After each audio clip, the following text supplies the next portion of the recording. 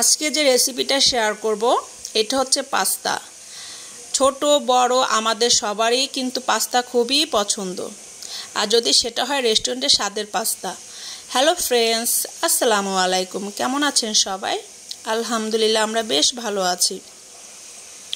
প্রথমে আমি পানিটা ফুটিয়ে নিয়েছি। এখন এটা পাস্তাটা 7 থেকে 8 মিনিটের মতো সিদ্ধ করে নিব। যাতে করে এটা বেশি সিদ্ধ না হয়, এজন্য টাইমিং নিয়ে সিদ্ধ করলেই কিন্তু বেটার হবে। একদম পারফেক্টলি সিদ্ধটা হবে, আর বেশি সিদ্ধ হয়ে গেলে তখন কিন্তু এটা খেতে ভালো লাগবে না।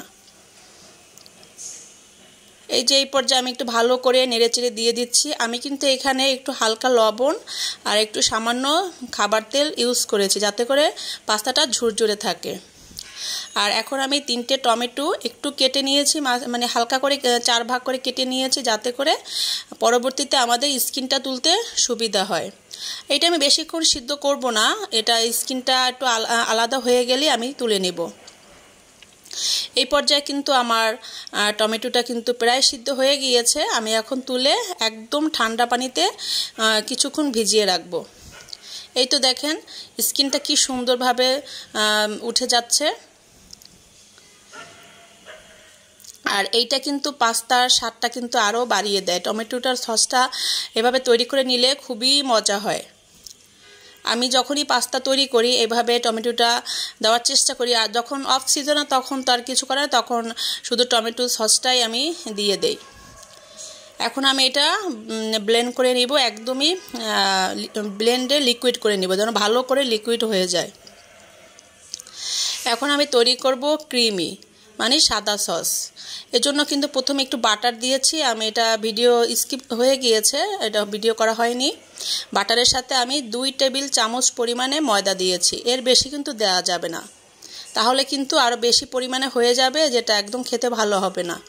আর এইটা দেওয়ার পরে অনবরত কিন্তু নাড়তে হবে। এই পর্যায়ে আমি দিয়ে দিচ্ছি 2 কাপ পরিমাণে একদম ঠান্ডা দুধ। একদম ঠান্ডা আমি কেন বলেছি, কারণ এখানে যদি আপনি নর্মাল টেম্পারেচারে দুধ দেন আর এই ময়দা আর বাটারটা যদি একদম গরম থাকে, তাহলে কিন্তু আপনি নাড়ার সময় কিন্তু একদম দলা পেকে যাবে। এই পর্যায়ে দিয়ে দিচ্ছি আমি 1 চা চামচের মতো গোলমরিচের গুঁড়া, আর দিয়ে দিচ্ছি চিলি ফ্লেক্স। এখন এটা দিয়ে ভালো করে নাড়তে হবে, নাড়া কিন্তু বন্ধ করা যাবে না, তাহলে কিন্তু দলা পেকে যাবে, ক্রিমিটা কিন্তু ভালো হবে না।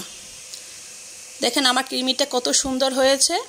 এখন আমি দিয়ে দিচ্ছি চিজটা আপনাদের ইচ্ছে মতো দিতে পারেন। আমি একটু বেশি পরিমাণে চিজটা দিয়েছি, যাতে করে পাস্তাটা একদম চিজি একটা ভাব চলে আসে। এখনও কিন্তু অনবরত নেড়ে চিজটার সাথে ক্রিমিটা মিশিয়ে ফেলতে হবে। দেখেন আমার এখন এটা টেক্সচারটা কত সুন্দর এসেছে। আর এইখানে আমি একটু চিকেন ভেজে নিচ্ছি, এটা অপশনাল, এটা না দিলেও কোনো সমস্যা নেই, চেষ্টা কমবে না। তারপর যেহেতু বাচ্চারা খাবে, একটু পুষ্টিগুণের কথা চিন্তা করে আমি একটু চিকেন দিয়েছি। আর এখানে আবার একটু বাটার দিয়ে রসুনটা একটু লাল লাল করে ভেজে নিয়েছি স্মেলটার জন্য। আর এখানে কিউব করে পেঁয়াজ কেটে নিয়েছি। এখানে আমি বড় বড় সাইজের 2টা পেঁয়াজ নিয়েছি। আর এখানে এখন আমি যে টমেটোর যে সসটা তৈরি করেছিলাম ওইটা এখন দিয়ে দিচ্ছি। ভালো করে এখন নেড়ে চেড়ে নেব। এই পর্যায়ে দিয়ে দিচ্ছি স্বাদ মতো লবণ। আর এখানে আবার দিয়ে দিচ্ছি গোলমরিচের গুঁড়া 1/2 চা চামচের মতো। আর এখানে আপনারা অরিগানো অ্যাড করতে পারেন। আমার বাসা অরিগানোটা ছিল না, শেষ হয়ে গিয়েছে, আমি দিতে পারি না। অরিগানোটা দিলে এর স্বাদটা কিন্তু আরও বেশি বেড়ে যায়। আপনারা কিন্তু অবশ্যই অরিগানোটা ইউজ করবেন। আর এর সাথে তো চিলি ফ্লেক্স আবার দিয়ে দিলাম। আর এখন দিয়ে দিচ্ছি টমেটো সস। আর টমেটো সস কিন্তু অবশ্যই দিবেন, যেহেতু টমেটোর আমি একটা লিকুইড সসের মতো তৈরি করেছি। আর সাথে যদি আপনি টমেটো সসটা দেন, তাহলে কিন্তু এর স্বাদটা কিন্তু আরও বেশি বেড়ে যায়।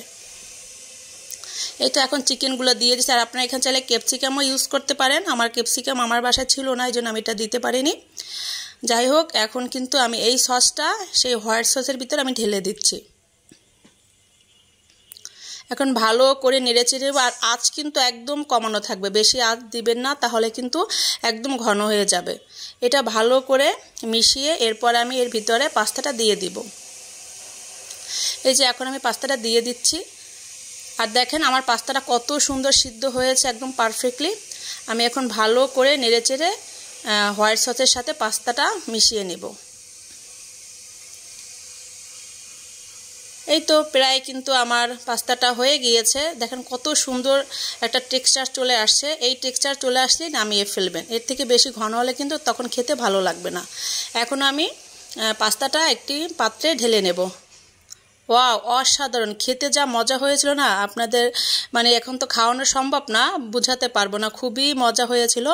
কেমন লেগেছে আমার পাস্তা রান্নাটা অবশ্যই কমেন্টসে জানাবেন। ভালো থাকবেন সবাই। আল্লাহ হাফেজ। আসসালামু আলাইকুম।